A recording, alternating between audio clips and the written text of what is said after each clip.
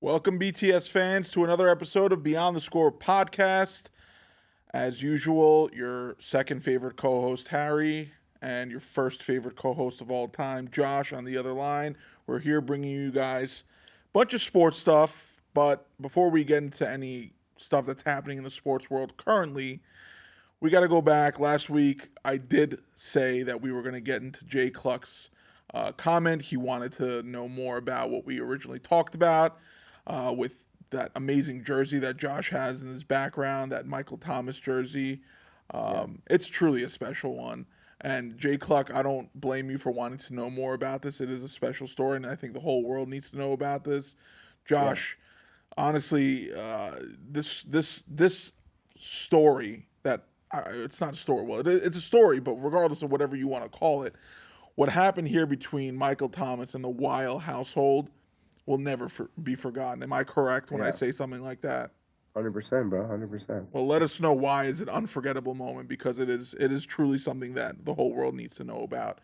Tell us how that jersey's impacted the Weil household. Yeah, man. Well, first off, I think we're more of a 1A and a 1B than anyone having a second favorite co-host, because you need two oars to make the canoe go. So I think that's kind of how we're rolling. So can't have one without the other. So I think, but I actually think it's pretty cool too. So it all started when just one day I posted a picture of myself wearing a different Michael Thomas jersey, like color. I think it was Color Rush. It was like white and gold.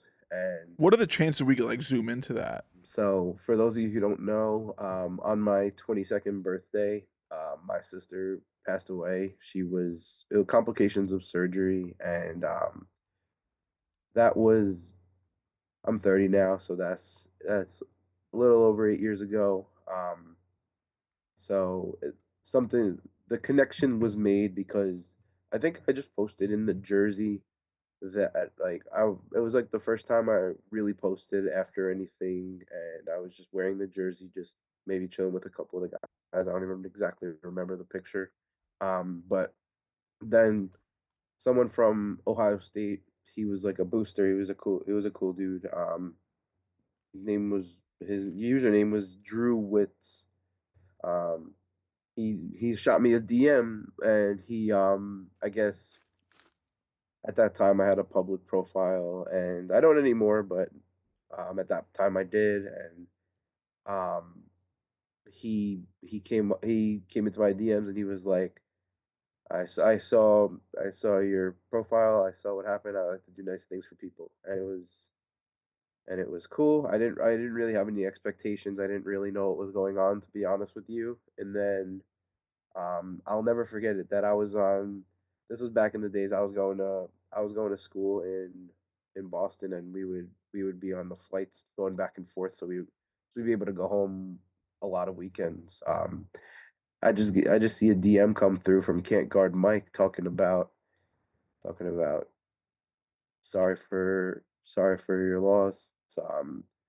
A lot of things about God's grace, a lot of things about I wish I still had the messages and stuff. There was with it there was a time with for some reason I changed my whole profile, and I don't know what I was thinking. But in any case he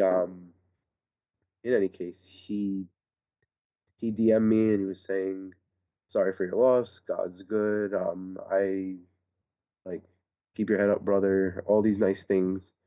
And I don't have, like I said, I don't have the transcript, but he reached out to me, and it's something that we honestly talked for a good amount of time. And I think that if I'd never changed the profile, it could have been something that I could have actually, all I wanted to do afterwards was just meet him and give him a handshake to say thank you. I never asked for anything like this. I never, um, I never expected anything like this. A jersey, he gave me a signed ball and a mini helmet, and the jersey says keep your head up, brother, during this tough time. It says R.I.P. my sister's initials, her birthday, and the day she passed. And it has who dat, nothing is impossible. And his old thing was so that was something that was really cool. It was something obviously at this time he was the he was he had some of one of the most impressive seasons a for a rookie of a receiver, and to be at the pinnacle of your game and to be looking out into, albeit someone gave the contact, that doesn't take away from the fact that you took time out of your day to reach out to me and acknowledge my situation, acknowledge my struggle. That in that time, there's really no way to understand what something like that means, because I always talk about baseball, my first sport, but I love my Yankees, my Saints, my Thunder, my Devils, and I think that it's really something special that something from those is a part of me now too. And yeah, I feel like it's something that was really special. It's something that still is really special, something that I still want to be able to make that connection, have that conversation to see what sort of things.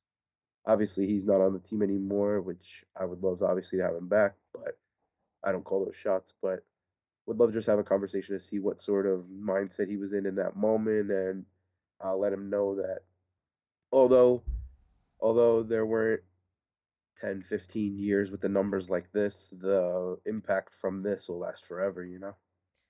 Josh, that's incredible.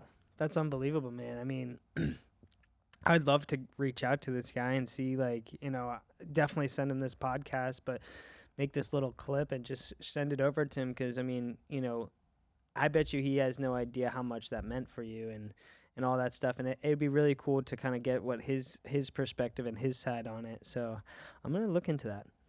Yeah, that'd be cool. I mean, he always seemed like someone that was very in touch with what was right, in touch with the the organization and with the fans. I mean, I know that as time went on, obviously certain things certain things like I'll never forget also how, it's stupid, but the whole thing that started the whole injuries. I mean, maybe there was something before it that I missed, but I'll never forget the linebacker diving on his ankle on a kneel play, and I was so mad because there was no reason. We won the game. I don't even know why. What are you trying to accomplish? But in any case, I think that yeah, I don't think that he would know. And I mean, we spoke about it for a while, and the words on the messages and on that were all really special. But definitely for to be able to have that conversation would be something special too, and also learn about his experiences and his life and his upbringing, to be that that in touch with certain things, that especially for a young player to be in touch with the humanity of a fan, you know? Being young and being kind are, tough things to find, honestly. Young people aren't very kind nowadays, but um, we're talking about a receiver that over the course of a 4 year span, we could easily say from 2016 to 2019, was the best receiver in the football easily, and arguably one of the best wide receivers of our generation for that period of time. For him to be able to, considering, the amount of limelight now he has as this star rookie receiver in New Orleans on a team that was, obviously a very good one back then, to be able to take the time out. And for us, you could say, well, it's a little thing, right? It's a little thing just to be able to take 5 minutes and write a little message on a jersey, sign it, and send it off to someone. But the amount of impact that had, that moment, right, that will ever last in your life and your family's life because of the kindness that one of your favorite athletes sent to your way, it's priceless. Yeah, And it just goes to show you that these people also, who are athletes, they feel and they see and they yeah, know what their fans go through, and they see these messages and they read them, and they have a heart. You know, it's easy for them to say, well, they get 15,000 messages a day. I'm not going to read them because they're all the same. Hey, I love you. Hey, this and that. Send me this and that. But when you read them and you actually look and see the ones that are very important and the ones that reach out to you and care about you, and you actually care to send them something back or a message back or whatever it is, you know, kudos to Michael Thomas. I mean, his whole career he's played with the Saints. You know, last year he didn't have a team to play on, but this is the type of player that you want in your franchise, in your clubhouse, around your other players, other athletes in that team, because you can't find this everywhere, and there's a value in that as well. The type of player that will be able to embed in the community. And yes, you're not from New Orleans, but you're a fan of the Saints, so you spend money on their 100%. apparel and you watch their games and you care and you support that organization. So you Watch are them part smack of that down the community. Giants together too. Just like you're a Thunder fan and I'm a Cavs fan, we're not from Oklahoma City or Cleveland, but we are part of that community because 100%. we support those teams. And so, you know, going back to Michael Thomas and you're part of that community, and to receive that love and support from someone that's obviously a pinnacle of your community, it's an incredible thing to receive. And I mean, he's a fantastic athlete, and I think he still has some football left in him. Hopefully he finds a job. Maybe the Giants, maybe they call him and say, hey, listen, we need a wide receiver number 2. We just paid Darius Slayton $36 million. Why not pay you a little bit more? Because, you know, I don't know what's happening in New York, but I think there's still some football left in Michael Thomas, and I think there's plenty of franchises who would love to have, forget about what he's done on the field, but what he can do off the field for a franchise. And there's so much value in that. On top of the fact is he can go out there, and I'm certain he can still play some high-level football. He's not going to give you 1,700 yards like he did in 2018, but he's still going to be a threat out there. And I think that there are going to be teams that eventually will call and say, Michael Thomas, hey, want to take a chance and come play a few games here in this city and take a run for maybe a Super Bowl run on a contender team. Whoever knows, but it's an incredible story. I remember when you first told me about that. I mean, I was shocked. I was like, these guys do this? Like, this happens? Yeah. Like, I couldn't even believe it. It's just stuff that you would think you saw, like, on TV, on ESPN, like a 30 for 30 about, like, an athlete doing something really nice for a fan. But when you see it actually happen in front of you, and to people who deserve it, and, you know, who like you, receiving this absolutely was one of the most beautiful things I've ever seen in sports happen, truly. And it is, because that just goes to show you that these multi-million-dollar athletes that are getting paid so much, they are still connecting with their fans and the people that they love. They're sending a personal message, right? It's not just some message that says, to Josh from Michael Thomas, you know, signature, and send it off. He wrote a message like, actually, Ben, can we get back on a clip on Josh's side? Like, if you could see the one over there, let's just show Josh so we can get whatever we can of that jersey. Look at that message on there. Yeah. That whole number 1 is covered. His handwriting is so much better than mine too. And he didn't even sign it. He signed the 3. He's like, I ran out on room on the 1, so let's go to the 3 and sign it. I mean, 100%. You don't get that. You know, you don't get something like that, and that's why it's so beautiful. Not only did he send you that, he sent you a helmet. He sent you a football. Yeah. Michael Thomas will always. I mean, listen. I would not want to be the person to get into an argument with you about Michael Thomas's greatness. Let me tell you something. Because that person will be in a losing battle. I can only tell you that. I mean, the truth is, when you consider the receivers over the last 15 years, and if you had to name, let's say, the top 5 that stick out to your head, you say that those really embedded in your brain as, you know, over the last 15 years, some of the great receivers of this generation. If Michael Thomas is not on that top of that list or in that top 5 of that list, I don't know what you're doing. Because 1,700 yards. Has any receiver done that in the last 15 years in one season? I don't think so. But Jay Jetta maybe came close, 1,600 yards. I think when Jetta and Chase came into the league, they became a whole different stratosphere in terms of that, but also in terms of usage too. Let's look up. Like you see on there, it's with 92 receptions. I'm pretty sure Jamar Chase was close to 200. All right, so Jamar had 1,708. It's not 17. Let's see what Michael Thomas had. It's not 1725. So Michael Thomas has to be on that list. I'm sorry. I would take Michael Thomas in his prime over, call me crazy. Please, you know how much I love it, my fans. Call me crazy. I take Michael Thomas prime over Jamar Chase and Justin Jefferson. I wouldn't even think about it. Prime, Michael Thomas, no injuries, nothing. 1,700 season, Michael Thomas. Give me that man. That man, because he was like Megatron. You couldn't even bring him down. God forbid he caught the ball. Another thing was to actually get him on the ground. Yeah, and he was so big, but he was also the smoothest route run cuts. It wasn't that he was the fastest player on the field, but he knew exactly what he needed to do, where he needed to be. And of course, it definitely helps when you have a quarterback like Drew Brees. I But was just gonna say that, yeah. Drew Brees had a number of receivers, and they weren't putting up numbers like that. So when you really take the time to work with a Hall of Famer, you tend to get positive results. I don't mean to also bring this up. I know it's a very touchy thing for Saints fans, but the refs kind of screwed you guys out of a couple of deep playoff runs too. So, I mean, who knows what kind of career Michael Thomas could have had earlier on if they, didn't get screwed out of those Minnesota games. I mean, we're looking at an offensive player of the year, 3-time Pro Bowler, 2-time All-Pro player, and a receiver in Michael Thomas. For that stretch in time, and we're talking about, obviously, that 4-year stretch, his first 4 years of where the greatness happened before the injuries happened. Incredible athlete.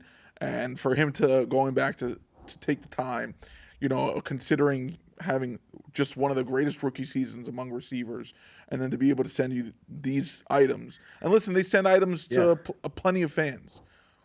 Great, but for him to take the time to write that message and take the time to really get a personalized idea of who he was sending the stuff to, that's where you get that extra value in, right?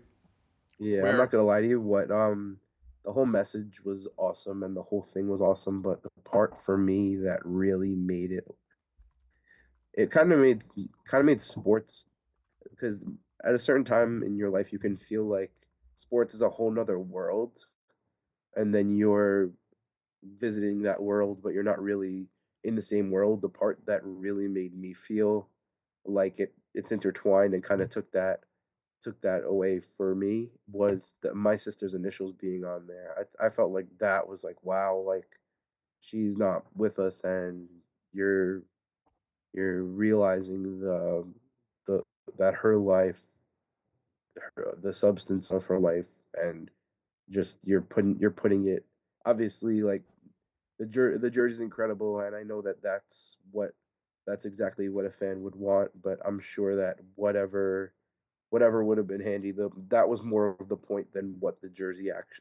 actually being. I feel like the point was to get your message there and give something for me, for my family, for our lives. And my boy didn't go cheap on that frame job too. I mean, that's a beautiful frame job right there.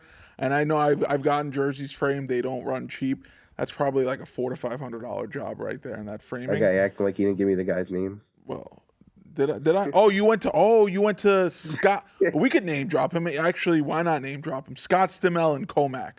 Okay, this guy is a guru when it comes to sports memorabilia. If anybody in the New York area wants anything sports memorabilia, they want something specific and they can't find it, you go there at the Cardboard Memories, I believe that's the name. It's been a few years, but he's got it all. He was actually on the first episode of the Golden show on Netflix with Ken Golden regarding all the Golden sports memorabilia stuff. He is on the first episode of there when they were trying to buy the Jackie Robinson jersey, but they do a great framing job. I forgot that I did send him. I sent you there. I actually sent a few people over there to get their jerseys framed because he does a great job. And I mean, and look, he protected a memory. Protected a memory and made it and encased it for a life. Looks like the day you got it framed, which is what you need out of something like that. I mean, that's a priceless piece of a memory, something that just constantly have that will always be in the Wild household. It's personalized to you from one of the greatest wide receivers of our generation, which is one of the most beautiful things. It's so great that you were, a Saints fan and this happened and it all worked out where it was a Saints player, Saints fan, and they were able to send you this lovely jersey that truly has. And I didn't have his jersey just because he was on the team. Like, he was someone that I really rock with when he was playing. I think that was what you were saying about getting into an argument, because just watching him with Drew, it was just nothing like it. So I mean, when you saw number 13 on the field, it was 4 years. Yeah. all bets were off. I mean, Drew Brees and Michael Thomas, that connection was lethal. Lethal. Yeah. And Drew Brees retired into the sunset. Michael Thomas currently trying to figure out if he's going to have another team calling him for a job. He didn't play in 2024. It sucks with these, the level of athletes that you are to just go put your body through this rigorous process, and it's not easy to stay healthy. It's really not easy, and the truth is, when you people want to compare and say, well, you know, we didn't have these types of injuries 15, 20 years ago. No, no, no. You had these types of injuries. Either A, players were playing through them because they couldn't afford not to, you know, or B, um, the level of player now, I mean, the talent wise from Justin Jefferson now versus the best wide receivers 40 years ago, it's not comparable. These guys are way better. They're more talented. They could do more things with their bodies. They take their bodies to the next level, and it puts them on the line, risks these injuries, and it's unfortunate. So maybe the answer is Sure. stop trying to get to that next level and maybe hold your body on a little longer because that might be worth more in the long Yeah. term. But it's all about putting everything out there on every single day instead of reserving anything for the next week or the next year or whatever it is. And that's probably one of the reasons why we're seeing a lot of these injuries happening. Yeah. Um, And kind of put a bow on it, just thanks to everyone who wanted to hear my story, wanted to hear this story. That it's a story that I would love for everyone to hear, but most importantly for the people who have been rocking with us and for him to hear. So definitely now that we're gonna have the clip, we're gonna have it, we're gonna see what we could do. But right now, just shout out Jay Cluck for wanting to hear my story. It's really something that I'm sure you could tell by my voice that it's something that still I feels like it's yesterday that it happened. 9 years later, it's like it happened yesterday. And Jay Cluck, thanks again for reminding us to talk about this. It was something that we wanted to do from our first episode, was to talk about that memory, that beautiful memory between athlete and fan. And Hundred we percent. finally were able to bring it to you guys. So if anybody has anything to ask, regarding this, this segment that we did, ask away. And if we got to refer back to it in the following episodes, we absolutely will, just to clarify anything that you It's not guys going had. anywhere. So Absolutely, that jersey is going to stay on there until time ends, time hundred stops, whatever percent. you want to call it. But beautiful jersey. Thanks again, Michael Thomas. If you ever do watch this clip, please, we got 3 seats open here. I'm certain Josh would make a spot next to you in his side as well. Hell no, I'd be on my way there if I didn't have COVID. If I didn't have COVID right now. Well, there you go. So then we'll have 2 seats available for you, and then one of them will be reserved for Josh, and we'll have an episode over here in sunny Boca Raton. Maybe the Dolphins might need a receiver too, because who knows what the heck's going on down You here in could come on Miami. weekly. Maybe you're going down for a tryout in Miami. You're trying out with the Dolphins, and you say, all right, let me take a little 45-minute drive up to Boca Raton, South Boca. Don't worry, it's not like you have to go all the way past Yamato. And you That's pop into the podcast, and we'll get something going over here. And I'm certain Josh will bring the jersey down too, so you can see it again. yeah, absolutely. Well, let's get into some current stuff that is happening. Some not so great stuff, depending on who you ask, depending on who you support. But we're gonna get into some Yankees because this is our favorite team that you and I both love, and season's about to kick off. It's March 12th. Opening day is March 27th against the Brewers, so we got about 15 days Well, until we got that Japan series, but I know it doesn't involve us. Just baseball's coming. baseball's coming. I'm referring to Yankees because for us, Yeah, yeah. everything is about I, timelines and seeing the dates and when maybe somebody might be coming back. Because every game that you're set back will go back on the calendar as well. Um, it's it's a tough time. It's a tough time. I mean, some of us we're trying our best to fight through it and look past it. I mean, it's for me, it's a little easier when you have a basketball team that's playing so great. And so it's not like I'm absolutely crying about what scenario the Yankees are looking like, but it's kind of bleak. yeah. It's I also the mean, American League isn't really so daunting to where I'm so worried that we can't make it to June, July, and be hanging around, and then how decide, okay, this team can really do something. Let's spend some money. Um, of course, we get the 27 million back. Well, we don't. Hal does, but he could put that back into the team and Well, it let's not go clarify the against. $27 million because we haven't even name dropped who we're referring to here. We're Good talking point. about Garrett Cole and him being out for all of 2025, and so Yeah, $27 million insurance claim comes back to the Yankees. Listen, it's a great point that you're bringing this up here that they're getting 27 million that they could use in 2025. But when we're yeah, talking about 2 weeks before the regular season and most, if not all, the top tier free agents are now gone, yeah, not unless you're going to make a trade to absorb a cost, which you could do easier now. The yeah, $27 million doesn't do much. Nobody cares about the $27 million unless it's going to get used, which we can't yeah, guarantee that it's for going to be sure. used. So that kind of stinks. No, yeah, and it seems like the way that they're gonna try and avoid luxury tax is to not jump and get another $20 million player.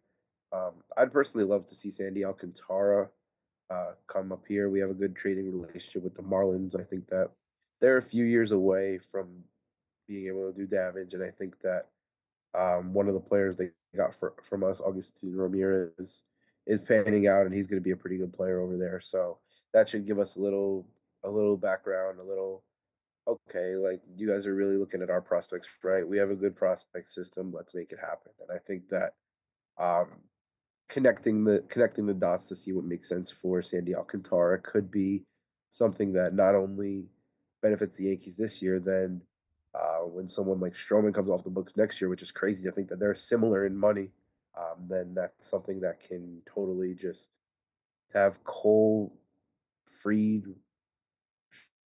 Rodon, Sandy, and one and Heal as the top five. That's insane if you can get that done. What do you think? Well, so one thing I have to get back into is this rotation where Marcus Stroman um, was almost gone at some points during this offseason via trade. He unfollows the Yankees. It became one of those weird scenarios, an uncomfortable scenario for clubhouse, player, fans, everybody involved, kind of, because it seemed like he was on his way out. Right? You had 6 starters. You have this $18.5 million number 6 option where you could probably dump him off if you can get something to replace him with that you need now instead of a starting pitcher. You do it. Yankees took too long to try to make something happen. It didn't happen, and then all of a sudden, Luis Hill's out for the next 3 months. Garrett Cole's out for 2025. Now you need a starting pitcher, and Marcus Stroman becomes no longer a liability but a requirement to continue for the season. So now what happens is Yeah, Marcus Stroman has to now get ready to be 2025 with the Yankees as a number 4 option, not even, a 5. He's going to be a number 4 option in this rotation. yeah, And then you have to consider the fact that technically he is not off the books next season because of how many innings he pitched in 2024. He's got an option for 2026 that he controls. So if he craps himself in 2025 and he has a 5.55 ERA and is absolutely terrible, well, he's got a guarantee that says, I'm going to get $18.5 million no matter how I pitch in 2025. That's always a scary thing, right? Because I hate when the pitchers don't yeah, really have an incentive. They have that option. They have a guarantee that says if they're terrible, they just say, I'm opting in, and they're now guaranteed for that $18.5 million, yeah, which has made him much harder to have traded earlier on because every team that knows that this isn't just a 1 year take on, this could be up to 2 years depending on how things play out, and that's why we didn't trade him. yeah, Now you need him, but the cards are really in his favor because he's like, listen, if I'm sucky, if I can't pitch to the standings that you need, I'll lock myself in for 2026. You can't trade me for crap at that point because I'll be worthless. yeah, If he's opting in, that means he didn't have a good season because a pitcher's not going to opt yeah, in on coming off a great season. They're going to opt in yeah, when they haven't had a good season. So that's why these never really work out for the teams. But the Yankees now need a number 5 option. Are yeah, you going to go force a trade? Sandy Alcantara might be one of the best options out there if a trade can be done. The truth is, though, it doesn't make sense to go and force a situation to happen versus yes, maybe letting Clayton Beater or Will Warren or one of these guys in the minors, Carlos Carrasco potentially, who they gave a minor league deal to, start the season in the majors, and then you see what happens, and then you go from there. Because starting pitching became a hole, but it wasn't a hole from the start. The hmm biggest problems with this team for 2025 at least is offense. Is Yeah. what do you do at third base? LeMahieu is probably out all of April and maybe some of May. Giancarlo is probably out for all of the season as well. What do you do with those positions? Yeah. It's Because crazy to think the about. pitchers overall, you could feel comfortable with starters. Still, you have Fried, you have Rodon, you have a solid basis for your starting rotation. You have a great bullpen. What can you do to make Yeah. the offense better? Because I'm not worried. I'm not worried about the American League. The American League doesn't scare me now. I'm not saying it's a guarantee shoe-in, regardless of if the Yankees were dealing with these injuries or not, for them to get through it. Any team, it's baseball. Kansas City could have a great season, and all of a sudden they're the ones in the American League World Series. The National League is the Yeah. problem. The problem is if the Yankees are able to get to Mhm. the World Series and get to where they were last season, are they going to be able to dethrone the National League? A potential Dodgers, a Phillies, a Braves, a Mets, whoever it is, that's going to be the ultimate issue. Are you going to get players back? Is Yeah. Stanton going to be ready for the playoffs? Things like that are going to be very important things. The problem is it's not a complete team. It never was. This whole offseason, they were never a complete Hmm. team. And didn't have to be one to get through the American League. They've lost a lot of Yeah. assets now, and so it's become a scary situation. But hopefully, one way or another, Brian Cashman is able to make a deal happen. You have to cross your fingers and hope to God that Jason Dominguez in left field turns out to be a star player, and he's going to come out and have a rookie Yeah. of the year type of season, because that's what you need at Hmm. this point. It's almost like a requirement. And he is the odds-on favorite. Great, but when was the last favorite who started the season actually won the Rookie of the Year? I'd say that the year that Corbin Carroll and Gunnar Henderson both did, they were probably both favorites. But besides that, probably never.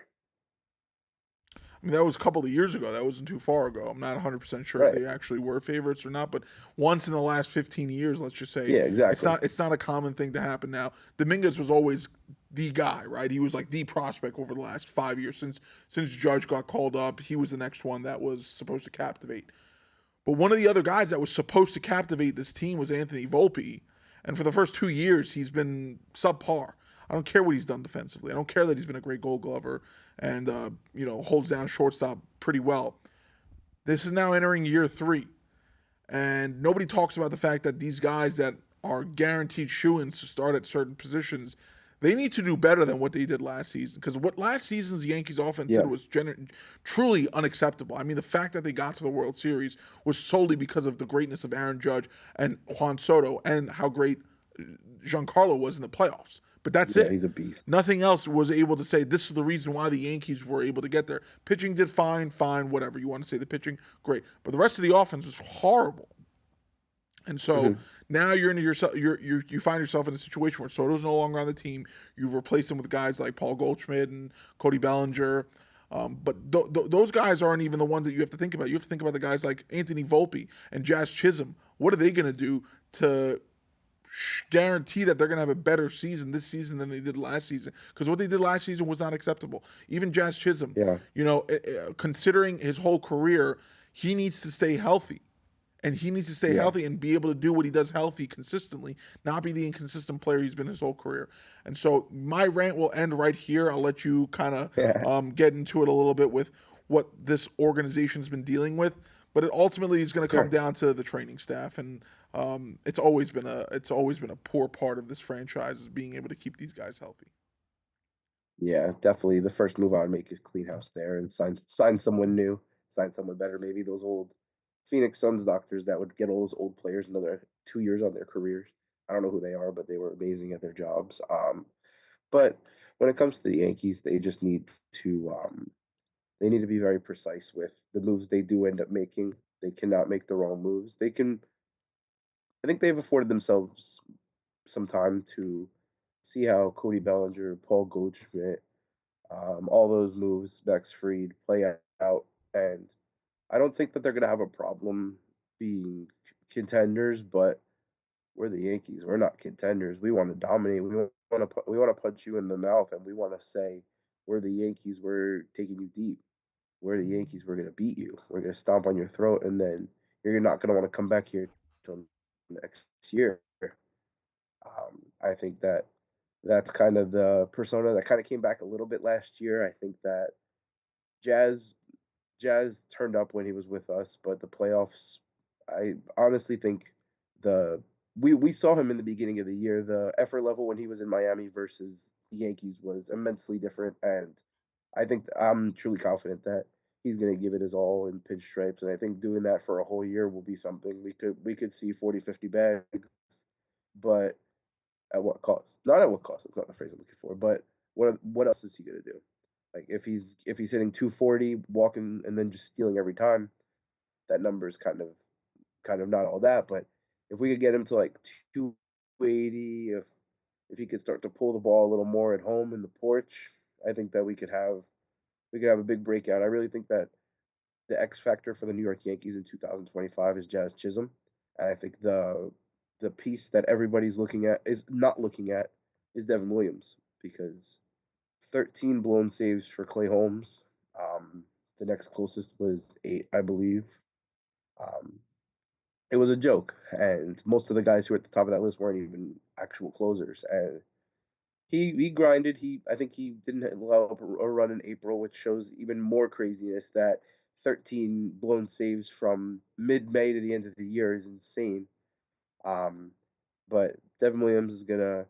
I think we're gonna kind of get on his back a little bit and ride some of the close games, and I think he's gonna be the reliever of the year if the year turns out in the Yankees' favor, and then it'll lead to other moves coming. It'll lead to them getting some help, getting another starter. But I like to see Sandy Alcantara, but my guess is that they'll probably wait and see what they got with Will Warren and of course Stroman. For all my Yankees fans that are watching, I just wanted to put this out there. My season does not end until number 99 season ends. So until Aaron Judge is not playing, that's when I'll call it a quits for the year.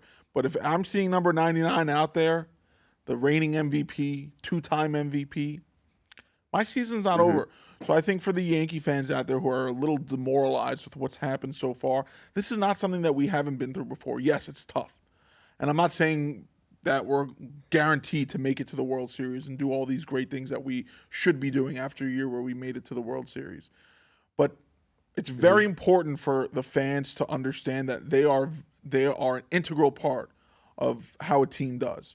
So when Yankee fans Yeah. are at the stadium in 2025, you better be rooting for your team because they still have some great pieces here. And it doesn't just because Stanton is out and Garrett Cole's out, that doesn't mean that the season's over. This isn't, a franchise where they have a couple of great pieces and a bunch of role guys around them and they rally around their big pieces. If J Ram and Cleveland went down for the season, I'd say yes, you could probably look at a rebuild for the Guardians in 2025. That doesn't Yeah. happen in New York. We have too many stars around here. Cody Bellinger is a former MVP. Paul Goldschmidt's a former MVP. And yes, I will argue and always say, but they had some crap years recently. And so we have to see what happens. But new environments prove to really change a lot of perspective for a lot of these players. And Yeah. this could be great for Cody Bellinger. He's still very young. He could really turn out to be, a big part of this Yankees, team for the next few years. Paul Goldschmidt is, For sure. probably a 1 year guy. Maybe if he has a good year, you bring him back next season. But you know what he's capable of. We know that he's better than what Rizzo would have done. What Rizzo did last season and what Rizzo would do this season if he can find a team. Paul Goldschmidt is going to be better than that. And so Yeah. you have to keep your heads up as a fan base. It's definitely not easy to see. We definitely can't afford any more major injuries. But, you have to keep faith in the fact that we have the best player in baseball, Aaron Judge, Yeah. and that, 100%. you ride that wave. You ride that wave because not every single fan, not every single team has that type of player, yet they're striving for deep, runs and hope for the best for their team. So when you have someone like Aaron Judge on your team, you can't lose all the confidence in the world. Like you said, this is the New York Yankees. Winning is embedded in this franchise. And so regardless of when it Yeah. feels like everything is going against you, they're going to go out there and they're going to still play some great baseball. When Aaron Judge hits 50-plus home runs next season again and wins probably another MVP, people are going to understand, well, you know what? This team is always going to be around no matter what. Even if they're Yeah. not having the best season overall, even if they're, potentially only winning 80 to 85 games that season, they're still going to play tough baseball and they're still going to be really annoying for some of these other teams. So, baseball's coming 2 weeks from now. For the Yeah. Yankees, opening day is happening against Milwaukee. We're going to see Nestor Cortez really soon. I'm excited. It sucks. The best players aren't going to be around, but you see what Max Fried's going to do. You're going to see what the rest of the team is going to be able to do, and you hope that it's going to come out and put together some of the best baseball out there. For sure. And I have one question for you. I wanted to know, what's going on with this? Given the 27 million and not necessarily making any immediate moves, would you consider a guy like Chris Taylor at 15 million? I know it's a lot, but the reason why I think that it might be something is just because that's a guy in the locker room that knows how to do it every day and is a consistent winner, and he can hold down third base, and he's got 15 million, and I think there's a $12 million option next year. He wouldn't be the top of my list, but I wanted to know how you think he would fit on this team if we did go that route. Well, Chris Taylor, coming from the Dodgers, obviously he fits a lot of check marks as a winner, and he could play a lot of different positions. The truth is, what is he going to bring you that's going to get you to the level that you need to be at versus option B, right? Which would be, let's say, keeping Peraza and Cabrera to play some of the infield and not pay this guy $15 million. I think the $27 million should be utilized at some point or another. Like you said, it shouldn't be rushed, and they should take their time into looking at who it should be. But Chris Taylor isn't going to fit the DH spot that they need. So they need something that's going to fit the DH spot, I feel like, more than just another infielder, because DJ is likely to come back sooner than everybody else. And if you're paying him $15 million, you might as well play him when you're considering all these injuries. Listen, I understand how crap of a year DJ had last season and how bitter of a feeling it is, but I have to also look back as a Yankee fan, and I think we do ourselves a disservice when we only look at the short-term past. Yeah, for sure. DJ LeMahieu is one of the best hitters over the last 10 years in the Yankees' history. 2019 and 2020 were some incredible seasons. And I'm not saying we're going to get that version of him, but 2021, 2022, and 2023 were not horrific years compared to what most of the team did last season, and they got to the World Series. So if we can get a version of DJ LeMahieu that's 2021 through 2023 and 2025, I'm okay with that. And if I can get that version, which I think that's very possible to get, I don't see a reason why DJ can't go and bat 250, hit 12 home runs, 50 ribbies, play good defense, have a 720 OPS, and fill in third base when needed, or second base when needed, or first base when needed, and then you go out and sign maybe a DH like JD Martinez. I'm not saying it has to be JD Martinez, but you go out and get a DH that at least you're not having to worry about either Ben Rice or Trent Grisham playing DH. I mean, I don't understand how the position that only you hit, they don't have anybody that's going to be able to listen. I'm not saying you're not going to have a backup DH. It's never the case. But once you lose your guy, you got to go out and replace him. You got to go out and get somebody to replace the designated hitter, because that's 4 at-bats every single day that you need production from, because they're not going out there playing defense afterwards. They're swinging the bat 4 times and 4 at-bats, and that's all you're getting from them.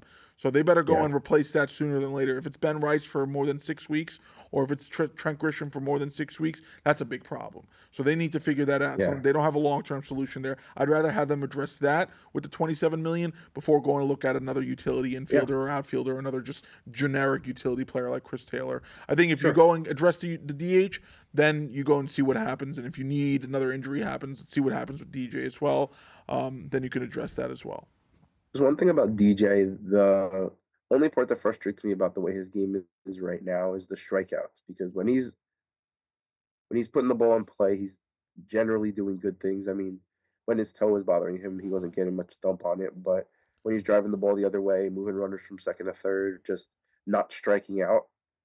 I mean, don't get me wrong, the presence of the strikeout is not as much of a big deal as it was, but when you're known as a contact guy, you got to put the bat on the ball, even if you're, like you said, hitting 250, 12 homers, 50, 60 ribbies, 50 runs. Go and put that in the 9-hole. I'll take it all day. Absolutely. I think, the bat speed was down last season because of those injuries. So if he's able to be 100%, I expect bat speed to be better, because you work on that. You make sure if you had a bad season, you could try to make up that differential. You're never going to be what you were in your prime when you were 29, 30 at 36, 37, but you can at least work towards getting a better version of what you did last season. And so I think there's still a better version of DJ compared to 2024, and I'm waiting to see what we're going to see in 2025. I know that he's injured. He's not going to be ready for opening day, but sooner than later he will be back, and they're going to need him to do something productive for them this season, especially because they have him Yeah, for the for next sure. 2 years. But Yankee baseball's around the corner. I'm excited. All the fans stay excited because we're going to need it. The fans, the teams, everybody's going to need it. So keep that energy going. We just came out of the World Series last season. This is still the New York Yankees. Let's keep that energy rolling into 2025. We do have a fan question. Matt, as usual, our number one fan at this point. It's easy to crown him that. Ben, let's get this Absolutely. question going, and then we'll get into our rapid fire as well. But we got to always make sure that we're getting Matt's question. Alrighty. Fan question. Matt, what's up, man? All right. What is a rule you'd love to see implemented in any of the major sports?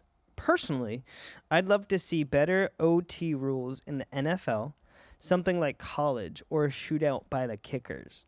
I'd also like seeing the pitchers bat again in the NL. Yeah, so I could take it first. First off, I think that hitting hitting for the pitches in the NL was cool, but once you stop it, it's not something that they've been practicing for multiple years now. So it'll just be a tragedy. But it was nice. It was nice when it lasted, and I think it would be cool maybe to I don't know. It would be cool, but I don't think that would not be at the Seeing top of my list. Bartolo That one bombs was the only definitely cool part about it, in my opinion.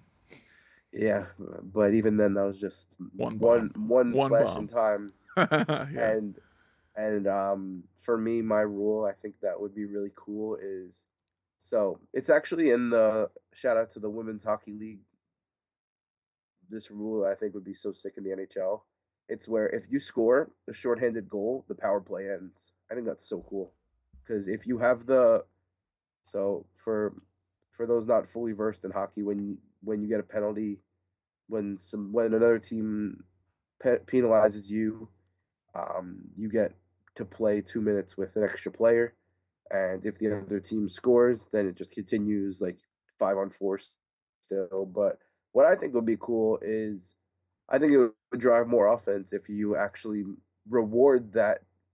Like if off the face-off the team scores and the team drives down and they score, then they don't have to they get a goal and the penalty's over and it completely changes the momentum.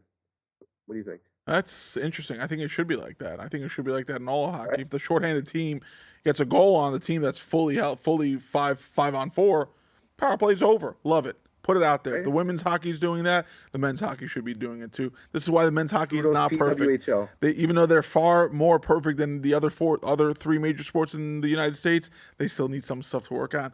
And if you're the NHL and you're listening to this, implement that into 2026 because it's going to be a requirement for hockey.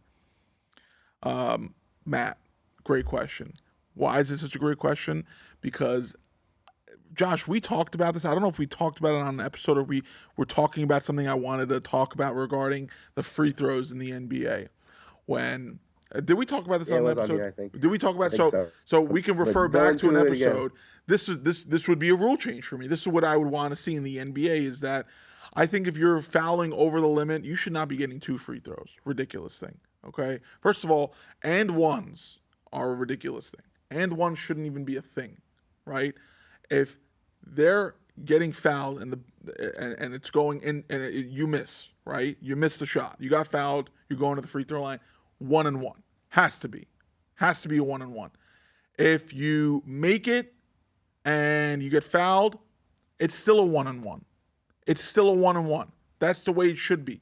There's no. They used to do it this way too in the NBA. Now they keep it in college too, though, where you go to the free throw line over the foul, and it's a 1-1. Instead of listen, it's not a Yeah. shooting foul. If I'm getting fouled on a reach and foul, shouldn't be two free throws. It's a ridiculous thing. Yeah. That's what I would change. I think that's the one thing the NBA needs to I agree change. with that. It makes things a little bit more I think competitive. If you miss that first free throw, I things think get a little intense, spicy. yeah, I think 1-on-1 is so sick. I think the idea of it where obviously you don't want teams hacking players where they've done things to stop that, but a 1-on-1 is such a cool thing because I feel like a lot of times the first one is the miss and then the second one they adjust it and get it right. So they kind of got to take another deep breath, just focus and get it right the first time or it was costly for the team. Dude, if you foul someone who's a 90% free throw shooter on an inbound play because you got to stop the clock, they're going to the free throw line to shoot 2 free throws. It's guaranteed they're going in. It's like you take away any sort of strategy too when it comes to trying to send this team to the free throw line. It's almost guaranteed they're going to make their free throws, right? Unless unless you're fouling someone who shoots under 75% and they miss one. If you're fouling someone who shoots over 80% from the free throw line, it's not even there's no point of even fouling that person. Yeah. There's no point. So if it makes sense to make this a little bit more competitive. Sports are not perfect. They can definitely figure out ways to implement better rules. That's why every single year we see things that hopefully are making our sports a better place. MLB might be bringing in the robo-umps. They're going to test that out. They've been testing it out this spring training, so we'll see how that goes. But great question, Matt. It kind of got me to refer back to another episode where we kind of talked about this rule that I wanted to bring back into the NBA, and obviously a good rule that the women's hockey has that probably should also come into the NHL as well. But great question. Yeah. Great question as usual. As always. Rapid fire. Let's do it. Let me ask you, Ben. I wanted to ask you, what did you think about this rapid fire? Obviously, except for the fact that we sometimes have gone overboard, but when we're keeping it straightforward, what do you think? You like it? I like it. Let's keep it in that 60-second mark. I think we're gonna. I brought something to the table. I think you and your audience are gonna love. So when we're ready to go, I'll let you know. Well, I think we're ready to do our rapid fire. Bring the heat. This time I'll be asking and Josh will be answering one word. We got to keep it one word, okay? One word. No phrases, nothing else, one word. All right, I'll count you down. Let's do it. All right, here we go. 3, 2, 1. All right, the Los Angeles Rams release Cooper Kupp after not being able to trade him. Shameful. Buffalo Bills give Josh Allen $330 million over 6-year extension. Worth it. Cavs 15-game winning streak, their second one this season. Elite. The St. John's Red Storm, led by head coach Rick Pitino, being ranked 6th in the nation.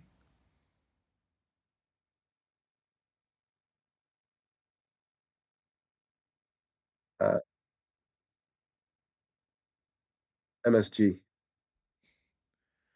Rube Waddle being the most interesting man in baseball history.